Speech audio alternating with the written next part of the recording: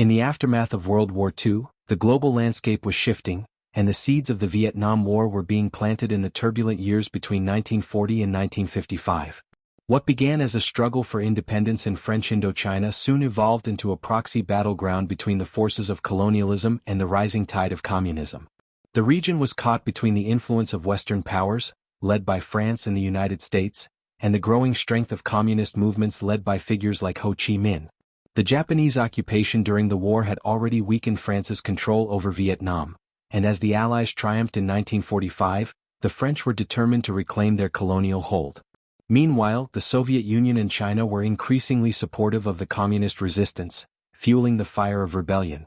The conflict initially seemed like a local struggle for independence, but the ideological divide between communism and capitalism quickly transformed it into a Cold War battleground. As French forces struggled to reassert control, and with the United States increasingly involved in containing the spread of communism, the stage was set for a conflict that would spiral into one of the most controversial and devastating wars in history. The Vietnam War had become, in many ways, inevitable. In the early 1940s, the region of Indochina, which included Vietnam, Cambodia, and Laos, was under French colonial rule. For decades, the French had exploited the region's resources and people, creating an oppressive environment for the native population. However, the winds of change were on the horizon. World War II disrupted the balance of power in Southeast Asia, and by 1940, Japan had begun its campaign to expand its empire across the Pacific. With the fall of France to Nazi Germany in 1940, the French colonial government in Indochina was weakened, leaving the region vulnerable to Japanese occupation. The Japanese saw the strategic importance of Indochina and quickly took control of French Indochina in 1940. Their occupation of the region significantly altered the colonial dynamics, weakening the French and creating an opportunity for the Vietnamese independence movement. The Viet Minh, led by Ho Chi Minh, had already been formed in 1941, initially as a communist-led resistance group to combat both French colonial rule and the Japanese occupation. Ho Chi Minh's vision was clear: Vietnam should be independent, free from both colonial oppression and foreign occupation. During this period, the Viet Minh gained popular support among the Vietnamese population. Many Vietnamese saw the Japanese occupation as yet another foreign invasion, and the Viet Minh, as a nationalist and anti-colonial movement, attracted the support of those who wanted to see their country freed from the control of foreign powers. The communist ideology of Ho Chi Minh also resonated with many who had suffered under the exploitation of French rule. The Viet Minh positioned themselves as the defenders of Vietnam's sovereignty, and their call for independence became stronger with each passing day. Meanwhile, the Japanese occupation of Indochina proved to be far from beneficial for the Vietnamese. The Japanese sought to exploit the region's resources for their war efforts, and the Vietnamese people suffered greatly as they were forced into labor and subjected to harsh conditions. The Japanese had hoped to secure the loyalty of the Vietnamese people, but instead their occupation further fueled the desire for independence. The Viet Minh took advantage of this, organizing resistance movements and forming alliances with other anti-colonial groups. Their message of independence gained traction, and by the end of the war, they had become the dominant force in the fight for Vietnam's future. As the war progressed and Japan's fortunes began to wane, the Viet Minh continued to build their strength. The Soviet Union and China, both communist powers, began providing support to Ho Chi Minh's movement, seeing it as an opportunity to expand communism in Southeast Asia. This external support gave the Viet Minh much-needed resources, including arms, ammunition, and training, which allowed them to intensify their resistance against both the Japanese and the French. By the time Japan surrendered in 1945, the Viet Minh had grown into a formidable force, ready to challenge any power that attempted to reassert control over Vietnam. In August 1945, Japan's defeat in World War II created a power vacuum in Indochina. The Japanese forces withdrew, leaving the region in chaos. This was a moment of opportunity for the Viet Minh. Seizing the moment, Ho Chi Minh declared Vietnam's independence on September 2, 1945. His declaration of independence was an immediate challenge to both the French, who had hopes of reasserting their colonial rule, and to the international community. Ho Chi Minh's proclamation of independence reflected the aspirations of the Vietnamese people, who had long desired freedom from foreign domination. However, France, eager to reclaim its former colonies after the war, was not prepared to let go of Indochina so easily.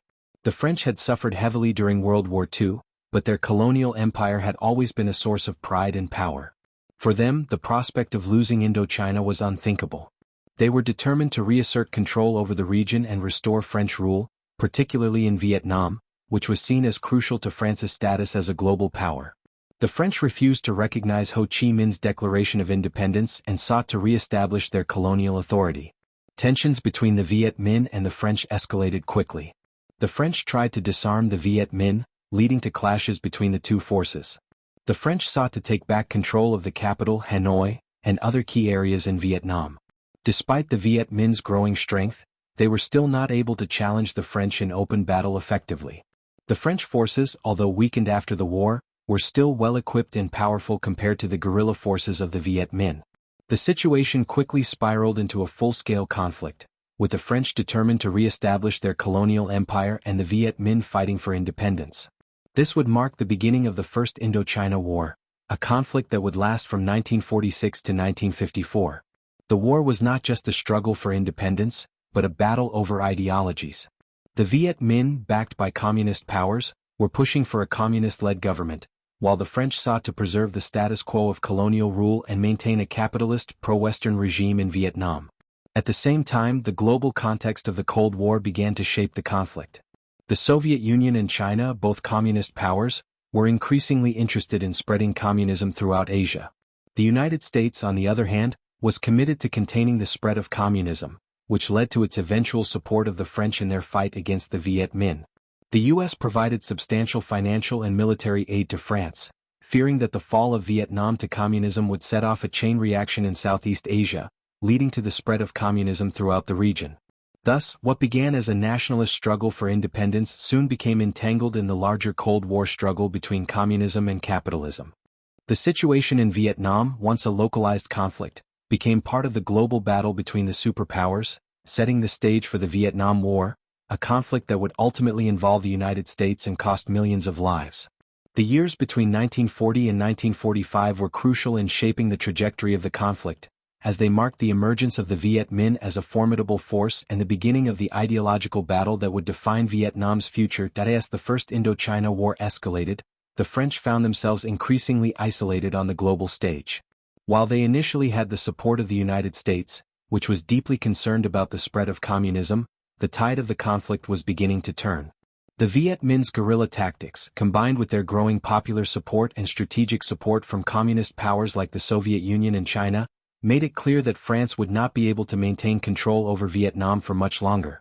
The French forces, though superior in numbers and equipment, struggled to maintain dominance over the vast, rugged landscape of Vietnam, where the Viet Minh used the terrain to their advantage. The turning point in the First Indochina War came in 1954, with the Battle of Dien Bien Phu. The French had established a stronghold at Dien Bien Phu, a valley in northwestern Vietnam, believing that it would serve as a strategic location to cut off Viet Minh supply lines and decisively crush the resistance. However, the Viet Minh, under the leadership of General Von Nguyen Giap, launched a meticulously planned siege of the French position, surrounding the French forces and cutting off their supply routes. Over the course of several months, the Viet Minh's relentless siege tactics and well-coordinated artillery and infantry assaults took a heavy toll on the French defenders. The Battle of Dien Bien Phu was a humiliating defeat for France. More than 13,000 French soldiers were captured, and the morale of the French army was shattered. The defeat at Dien Bien Phu was a decisive blow to French ambitions in Vietnam and signaled the end of French colonial rule in the region. It became clear that the French could not win the war, and their position in Indochina was untenable. In the wake of the French defeat, the Geneva Accords were signed in July 1954. The accords called for a ceasefire and the temporary division of Vietnam into two zones: the north under communist control and the south under the leadership of the anti-communist government supported by the French and increasingly by the United States. The division was meant to be temporary, with national elections set to take place in 1956 to reunify the country. However, tensions between the communist north and the anti-communist south, backed by the U.S., were already simmering, and the prospect of peaceful reunification seemed unlikely. In the north, Ho Chi Minh's government was firmly in control, backed by Soviet and Chinese support. The communist government began implementing land reforms, redistributing land to peasants and consolidating power. In the south, the U.S.-backed government under Ngo Dinh Diem faced internal opposition from various political groups, including communists and nationalists, who were dissatisfied with the regime's authoritarian policies and its ties to the West. The South's inability to unite the country and its failure to garner widespread popular support created a volatile political climate that would only deepen the division between the two halves of the country. The division of Vietnam set the stage for a new phase in the conflict, as the Cold War rivalry between the United States and the Soviet Union began to play out in Southeast Asia. The U.S. saw the communist victory in North Vietnam as a threat to its influence in the region and feared that the fall of Vietnam to communism would lead to the spread of communism throughout Southeast Asia, a theory known as the domino theory.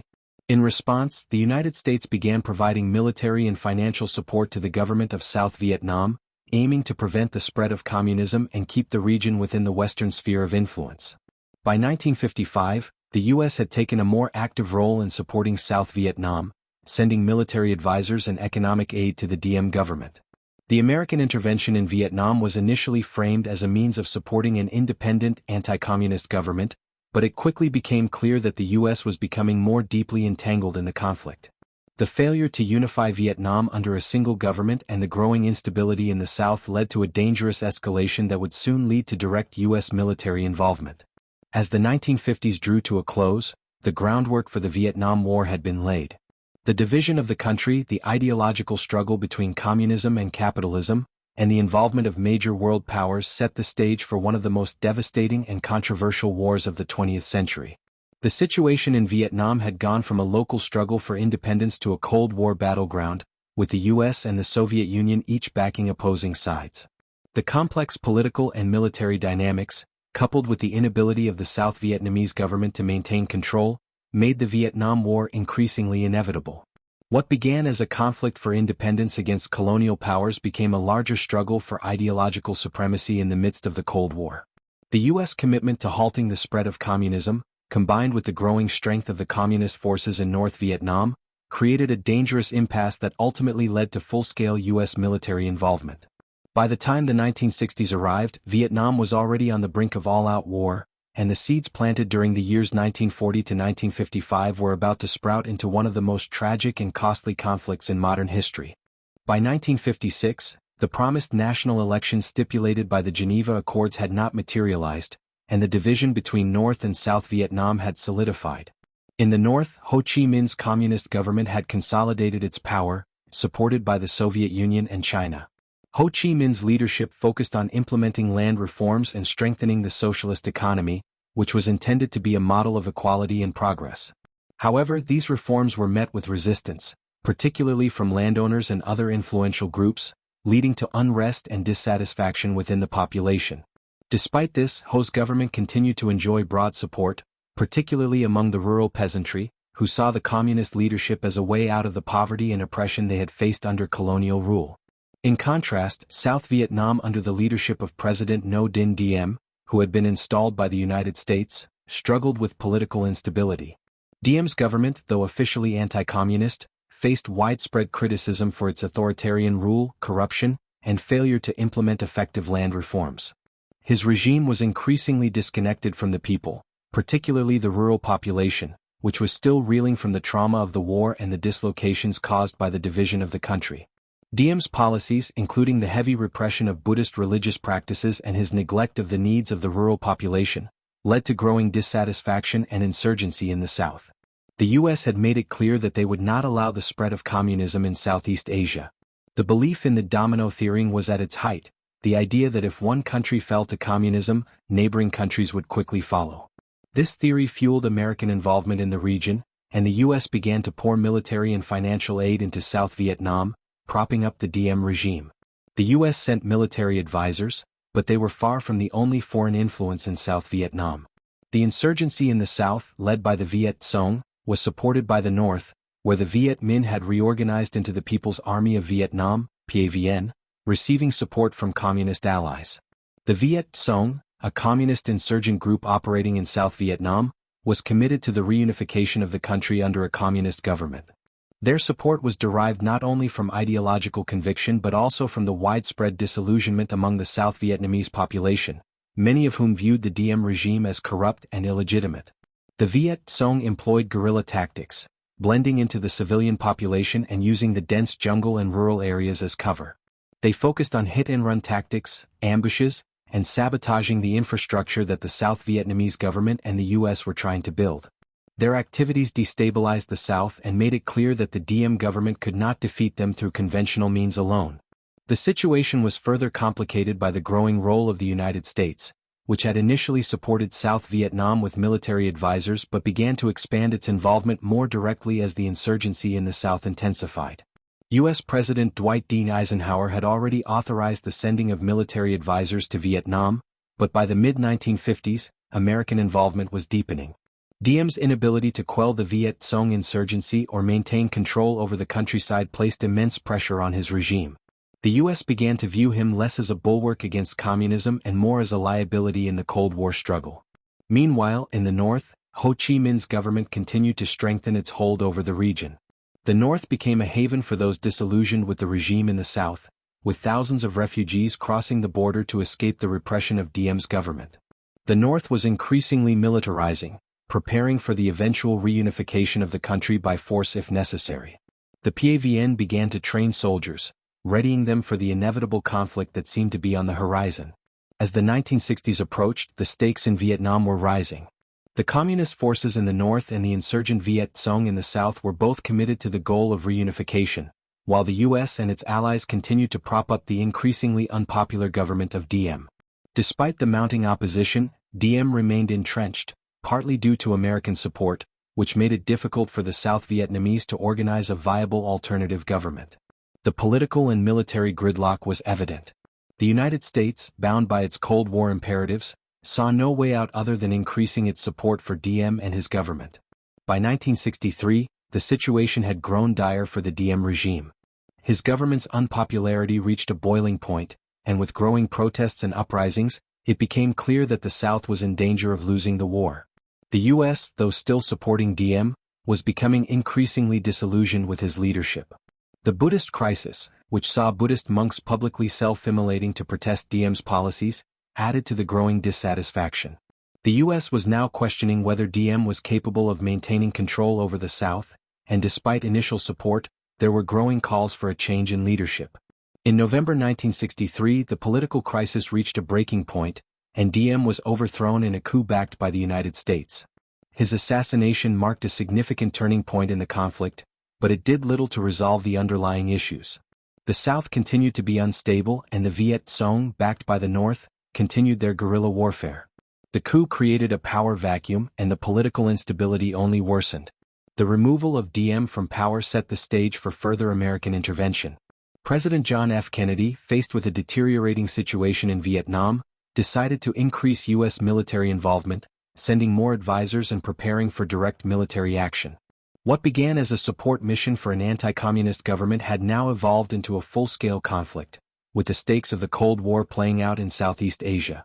The path to full-scale U.S. involvement in the Vietnam War had been set in motion, and the events of the early 1960s would soon lead to the escalation of the conflict that would cost countless lives and become one of the most controversial wars in American history. By 1964, the situation in Vietnam had reached a critical juncture.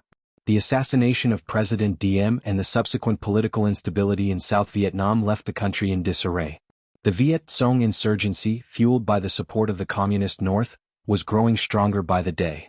The South's government, now under a series of ineffective and short-lived leaders, lacked the legitimacy and control to counter the rising tide of communism. Meanwhile, the North, led by Ho Chi Minh and supported by the Soviet Union and China, continued its efforts to reunify Vietnam under communist rule. The conflict was no longer just a civil war between North and South.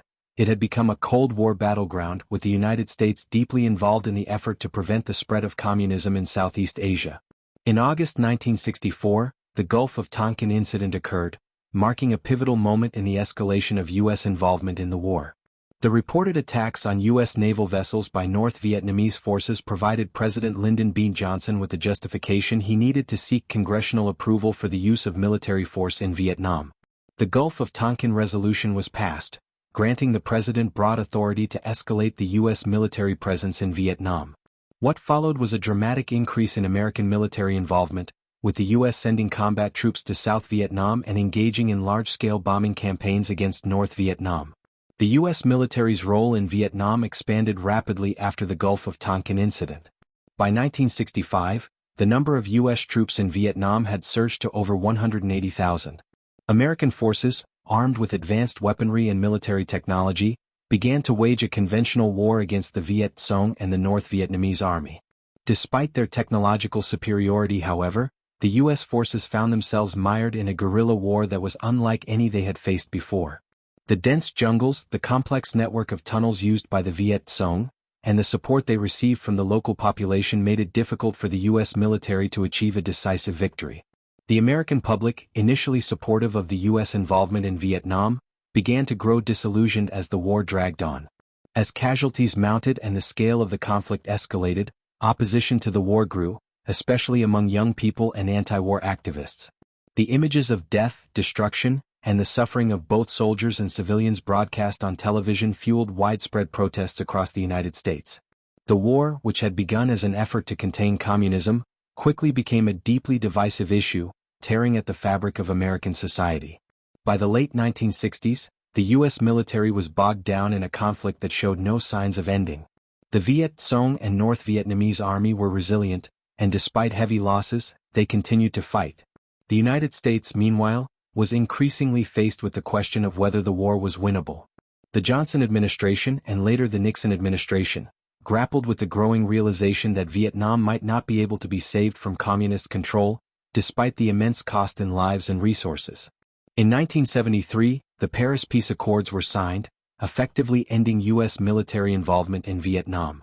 The accords called for a ceasefire and the withdrawal of U.S. troops, but the war between the North and South continued. In 1975, after the final withdrawal of American forces, the North Vietnamese launched a final offensive, and Saigon fell to communist forces. Vietnam was officially reunified under communist rule, marking the end of the long and devastating conflict. The Vietnam War, which began in the 1940s as a struggle for independence and evolved into a Cold War confrontation, had profound consequences. It resulted in the deaths of millions of people, including over 58,000 Americans, and left deep scars on the Vietnamese population. The war also had lasting effects on U.S. politics and society, contributing to the deepening divisions within the country and changing the way Americans viewed their government and its foreign policy. The war's legacy remains a complex and painful chapter in both Vietnamese and American history. The struggle for independence and the Cold War competition between the U.S. and the Soviet Union turned Vietnam into a symbol of the broader ideological battle that defined the 20th century. For the United States, the Vietnam War was a costly failure, a conflict that left lasting questions about the limits of American power and the impact of foreign interventions. For Vietnam, it was a hard-fought victory for independence, but one that came at an immense human cost. The Vietnam War became unavoidable not because of a single event, but due to a series of geopolitical, ideological, and historical forces that had been in play for decades. From the French colonial era to the rise of communism in the East, the conflict evolved in response to the changing dynamics of the Cold War. The involvement of the United States and its commitment to stopping the spread of communism ensured that Vietnam would become a battleground in this larger ideological war. In the end, the war left behind a nation deeply scarred by years of conflict, and a world that had witnessed the failure of yet another Cold War struggle. The Vietnam War was the tragic culmination of decades of political and ideological struggle that shaped both the region and the broader global context. What began as a nationalist fight for independence from colonial rule in the 1940s evolved into a Cold War battleground, where global powers, driven by ideological imperatives, turned Vietnam into a proxy theater of war. The conflict was an inevitability born out of a complex web of factors: the collapse of French colonial power, the rise of communism in the region, and the escalating tensions between the superpowers of the Soviet Union and the United States. From the French defeat in 1954 at Dien Bien Phu to the eventual collapse of South Vietnam in 1975, the Vietnam War witnessed immense human suffering and political turmoil. The failure of the Geneva Accords to unite the country set the stage for decades of division, with the U.S. increasingly involved in supporting a regime in the South that lacked legitimacy and support from its people. The Viet Cong and the North Vietnamese Army, backed by China and the Soviet Union, proved to be resilient, using guerrilla tactics and gaining popular support among the disillusioned population. For the United States, the war became a costly and divisive chapter in its history. The war's massive loss of life, the long-lasting trauma for soldiers and civilians, and the political and social upheaval it caused left scars on the American psyche. It raised critical questions about the role of the U.S. in foreign conflicts and the limitations of its power. The war also left a profound mark on Vietnam, where millions lost their lives and the landscape was ravaged by years of fighting. Ultimately, the Vietnam War underscores the devastating consequences of ideological conflict, the complexities of foreign intervention, and the unpredictable outcomes of war. The lessons learned from Vietnam have resonated in U.S. foreign policy ever since, shaping how the country approaches international conflicts and interventions.